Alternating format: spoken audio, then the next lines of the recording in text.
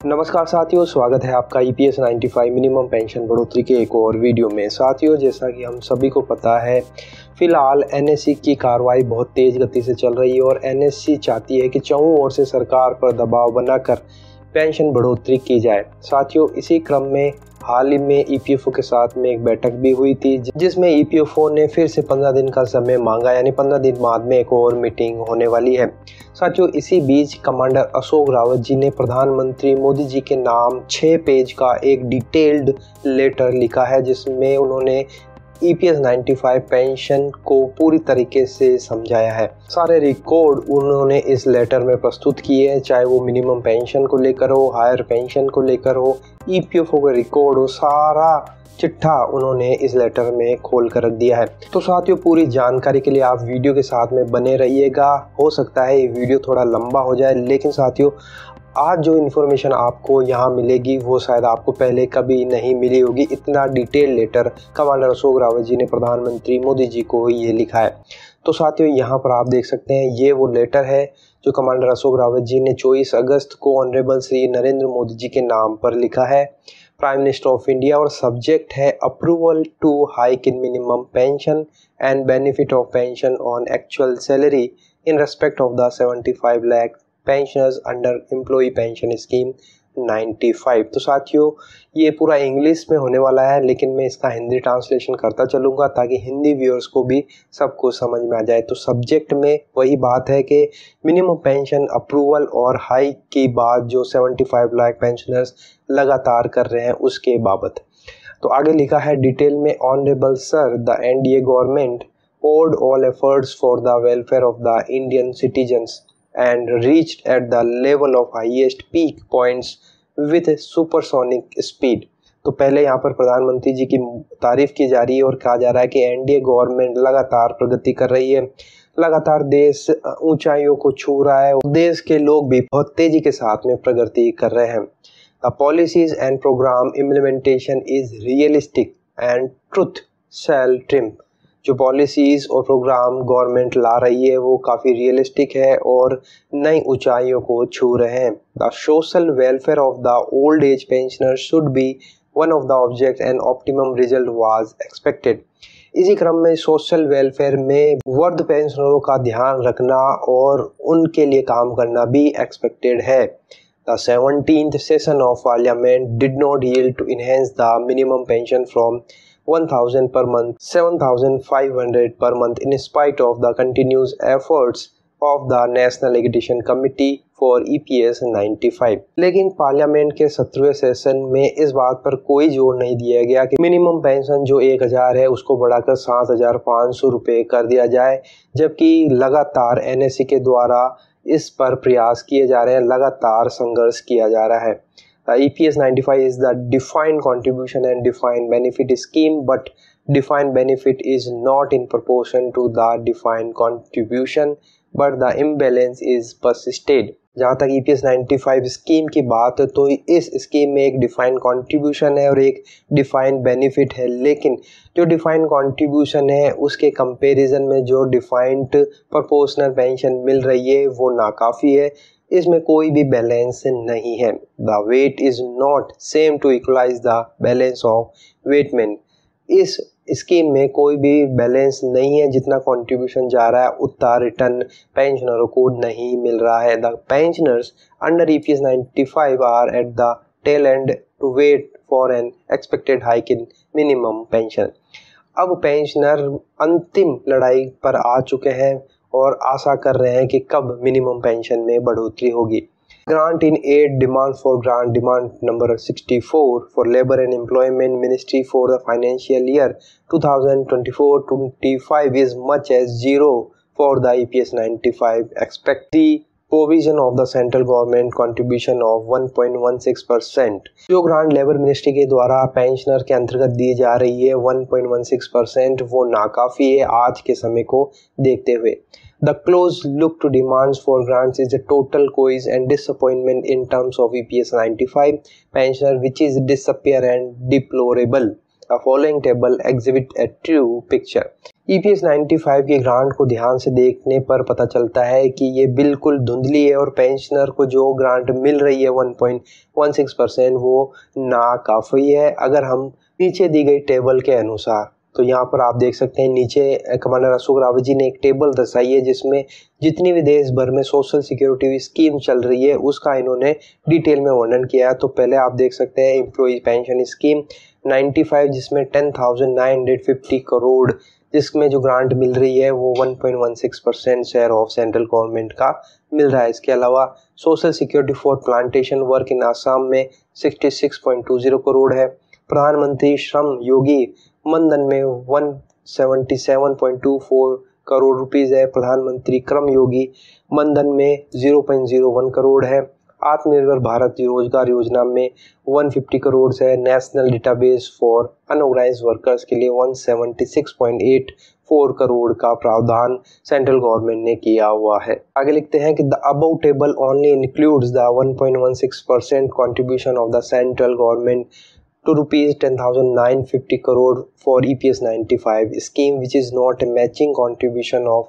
8.33 contribution of EPS 95 and create a vast difference of 7.17%। तो यहाँ पर कह रहे हैं कि जो 1.16% का कॉन्ट्रीब्यूशन सेंट्रल गवर्नमेंट दे रही है EPS 95 में वह बिल्कुल भी मैच नहीं करता है क्योंकि एम्प्लॉय का कंट्रीब्यूशन 8.33 है जबकि सेंट्रल गवर्नमेंट 1.16 का कंट्रीब्यूशन दे रही है और इसमें अगर हम डिफरेंस देखें तो 7.17% का ह्यूज डिफरेंस है जो आज के समय में नाकाफ़ी है। The central government has a matching contribution other scheme to strengthen the viability of that particular scheme, but the EPS 95 remained exception and the step motherly treatment has been meted out with an old age pensioner, which is injustice on the EPS 95 members vis-a-vis pensioners। तो यहाँ पर कह रहे हैं कि government की जितनी दूसरी पेंशन स्कीम चल रही है उनमें जो कंट्रीब्यूशन सेंट्रल गवर्नमेंट दे रही है उसके मुकाबले में EPS 95 में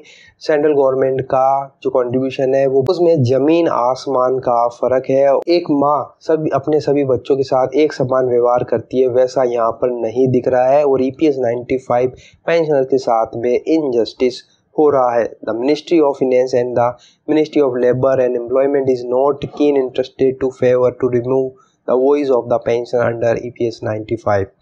जो लेबर मिनिस्ट्री है और फाइनेंस मिनिस्ट्री है वो बिल्कुल भी इंटरेस्ट नहीं ले रही है EPS 95 में जो भी एरर है जो भी खामियां है उसे दूर करने में। आगे लिखते हैं कि the NSE has on several times on frequent occasion expressly manifested that the corpus of the pension fund itself is sufficient to fulfill the needs and will not be scared if the minimum pension is increased to the extent of 7,500 per month।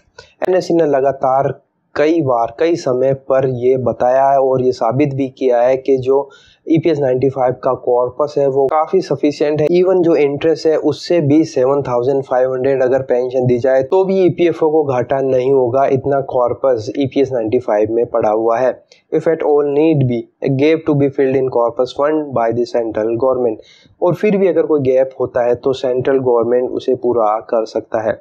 The following table is patent clearly manifested a real scenario of the distribution of the enhanced pension। नीचे दी गई table से सब कुछ जाहिर होता है कि किस तरह से पेंशन का डिस्ट्रीब्यूशन EPS 95 के अंतर्गत किया जा रहा है और कितना कॉर्पस पहुंच रहा है। Would be seen from the following table that the corpus fund has been increased by 181.62% with respect to 2015-16। नीचे दी गई टेबल से साफ पता चलता है कि EPS 95 का कॉर्पस 181.62% से बड़ा है 2015-16 के मुकाबले। The quantum of pension distributed is very lesser in terms of interest earned, which is not crossed even 39% of quantum of interest and residue balance per year to the tune of 61%, which ultimately has a wide scope to increase the minimum pension। लेकिन जिस हिसाब से pension का distribution हुआ है वो काफ़ी कम है और जिस हिसाब से कॉर्पस बढ़ा है EPS 95 का बहुत तेज़ी के साथ में बढ़ा है, लेकिन पेंशन डिस्ट्रीब्यूशन उसके मुकाबले बहुत ही कम हुआ है। It is expressly brought to the notice that the report of actuary under paragraph 32 of employees pension scheme 95 remained illusory insignificant and false. यहाँ पर आपको मैं बताना चाहता हूँ कि जो एक्चुअली की रिपोर्ट प्रदर्शित की जाती है एम्प्लॉय 95 पेंशन के अंतर्गत वह धुंधली है, गलत तथ्य प्रस्तुत किए गए और एक तरह से फॉल्स डेटा प्रस्तुत किया जाता है एक्चुअरी के द्वारा। The report of the actuary is always termed that the scheme is in deficit every year, but in real parlance, it is in a surplus state that as indicated in the following. Actuary के द्वारा जो हर साल report दी जाती है EPS 95 pension के अंतर्गत वह हमेशा बताते हैं कि ये पेंशन जो है घाटे में जा रहा है, पेंशन फंड डिफिसिट में, लेकिन सच्चाई कुछ और ही है। लगातार पेंशन फंड का सरप्लस बढ़ता ही जा रहा है, आपको नीचे दी गई टेबल में पता चलेगा। तो साथियों यहाँ पर अशोक रावत जी ने एक टेबल भी दर्शाई है, अभी हम डिस्कस करेंगे उसके बारे में भी। तो आगे लिखा है कि therefore it would suffice to say that the report is deceptive and not surface out a clear picture and thus to be thrown out। तो इस प्रकार ऐसा लगता है कि जो रिपोर्ट एक्चुअली देता है वह गलत है और बिल्कुल भी धरातल पर उसकी क्लियर पिक्चर नहीं दिखती है, इसलिए उसे फेंक देना चाहिए। The measures to be adopted must be based on receipt and expenditure and surplus carried over to the balance sheet, which can assist and can be a true spirit of the defined contribution and defined benefit, which can be achieved an optimum result to enhance the minimum pension to maintain equilibrium, equity and justice to the EPS 95 pensioners। EPS 95 के अंतर्गत ऐसे प्रयास करने चाहिए, ऐसे step लेने चाहिए ताकि जो पेंशन डिस्ट्रीब्यूशन हो रहा है और जो पेंशन कॉर्पस कंट्रीब्यूशन EPS 95 के तहत आ रहा है उसका सही तरीके से डिस्ट्रीब्यूशन हो, ताकि सभी को उचित न्याय मिल सके और जो पेंशन का डिस्ट्रीब्यूशन है वो इक्वल हो और सभी में सही तरीके से हो, ताकि EPS 95 पेंशनरों को उनका जस्टिस मिल सके। तो साथियों यहाँ पर आप देख सकते हैं ये वह टेबल है जिसमें क्लियरली मेंशन है कि 2015-16 के बाद में 2022-23 में किस तरह से टोटल कंट्रीब्यूशन रिसीव्ड हुआ है। तो आप देख सकते हैं 2015-16 में 32,307 रुपये कंट्रीब्यूशन करोड़ कंट्रीब्यूशन हुआ था और 22-23 में ये बढ़कर हो गया 64,885 करोड़ रुपये। और यहाँ पर आप इंटरेस्ट भी देख सकते हैं, 15-16 में जो इंटरेस्ट था 21,662 जो बढ़कर हुआ है 51,985 करोड़। और पेंशन डिस्ट्रीब्यूशन आप देखेंगे तो 8,263 करोड़ था 2015-16 में, वो बढ़कर हो गया है 14,444 करोड़। और यहाँ पर परसेंटेज वाइज आप देख सकते हैं कि पेंशन डिस्ट्रीब्यूशन लगातार कम ही होता गया है। 2015-16 में जहाँ 38.15 करोड़ का डिस्ट्रीब्यूशन था परसेंटेज वाइज, तो वो घटकर हो गया 27.79 करोड़ रुपए। और कॉर्पस भी आप देख सकते हैं कितनी लगातार तेजी के साथ में बढ़ा है, जहां पहले 15-16 में 2,77,077 करोड़ रुपए था, वो बढ़कर हो गया है 7,80,308.93 करोड़ रुपए, यानी कि आप देख सकते हैं 181.62% की दर से EPS 95 का कॉर्पस बढ़ा है। Please weigh the objective analysis of the beneficial construction, broader view, and please adopt to optimize an expected result, and please arrange to enhance the minimum pension to the extent of rupees 7,500 per month along with compensation against price rise, and please come to rescue the pensioner from the pitiable condition and extend the happiness to the face of all ill fated pensioner. तो यहाँ पर कहा जा रहा है कि आप please इस ऊपर की टेबल को देखिए, ब्रॉडर व्यू में सोचेंगे तो आपको बिल्कुल भी नहीं लगेगा कि EPS 95 में डिफिसिट है, फंड में डिफिसिट है, और आसानी से 7,500 अलॉन्ग विद कंपनसेशन जो DA की मांग की जा रही है वह किया जा सकता है और पेंशनरों को उनका हक दिया जा सकता है, ताकि जो पेंशनर लगातार अपना संघर्ष कर रहे हैं उनके चेहरों पर खुशियां आ सके। The honourable supreme court directed to grant benefit of pension on actual salary Why this judgment dated 4th November 2022, but the EPFO and the concerned ministry has taken pandemic approach, and through 1.5 years passed and only option reached to the destination of the EPFO are remained without touchstone। इसके अलावा यहाँ पर higher pension के बारे में भी कमल अशोक रावत जी लिख रहे हैं और कह रहे हैं कि ऑनरेबल सुप्रीम कोर्ट का 4 नवंबर 2022 को फैसला आया था हायर पेंशन को लेकर, लेकिन उसमें भी EPFO और कंसर्न मिनिस्ट्री डिले कर रही है, उनका अप्रोच सही नहीं है और आज 1.5 साल के ऊपर हो गया है, लेकिन अभी भी प्रॉपर सॉल्यूशन उसके बारे में नहीं मिल पाया है। to dispose the application, abnormal delay in issue the demand note, taking infeasible objections, not calculating the monthly pension and arrears to be received to an eligible pension with effect from the date of retirement, so and so forth। तो यहाँ पर कह रहे हैं कि EPFO की तरफ से बिना मतलब देरी की जा रही है, अलग अलग तरह के ऑब्जेक्शन लगाए जा रहे हैं, कैलकुलेशन फॉर्मूला सही नहीं है, बिना किसी ठोस वजह से अननेसेसरी डिले की जा रही है। The NSE EPS 95 received statistical information as illustrated below as on date 7th August 2024, which indicates poor performance on the part of the EPFO. Though several awards are conferred on the official for an outstanding performance, NSE के पास में 7 अगस्त तक higher pension को लेकर detail information प्राप्त हुई है, जिसके अनुसार आप देख सकते हैं बिलो टेबल में पूरी डिटेल दी हुई है। ईपीएफ ऑफिसर्स को अवार्ड दिए जा रहे हैं, लेकिन आप देख सकते हैं उनका परफॉर्मेंस कैसा है। We strongly condemn the EPF for dismissal approach in disposal of pendency of the cases for the benefit of pension on actual salary.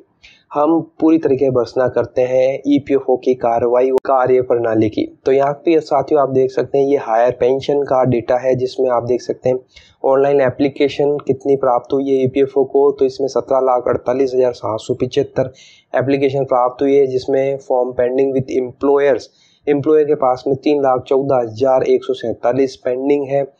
EPFO को रिसीव हुए हैं 14,34,628।